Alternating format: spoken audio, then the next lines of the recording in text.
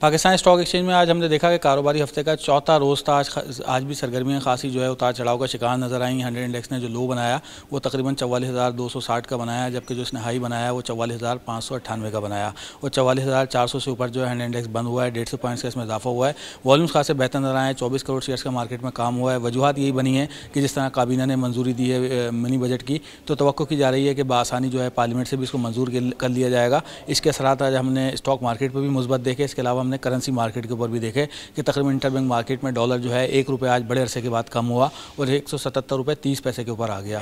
तो इन दोनों चीज़ों को लेकर आज मार्केट ने अच्छी डायरेक्शन दी है और तवक्को की जा रही है अगर पार्लियामेंट से आसानी मंजूर हो जाता है तो फिर हम देखेंगे कि मार्केट यहाँ से ऊपर की तरफ जा सकती है। और मार्केट तजियाकारों का अगर ये कहना है कि अगर इसमें यहाँ पर मुखालफत आती है, स्टेट बैंक का एक्ट भी पेश होना है, अगर इन दोनों चीज़ों में से किसी मसले के ऊपर भी मामलात हल नहीं हो पाते, मंजूरी नहीं हो पाती पार्लियामेंट से, तो फिर हम देखेंगे बाजार इसका नेगेटिव असर लेगी। और वैसे भी कल आखिरी दिन है साल का, क्लोजिंग है, तो ये तवक्को की जा रही है कि 2 ट्रेडिंग सेशन होंगे, उसमें भी उतार चढ़ाव मार्केट में दिखाई देगा।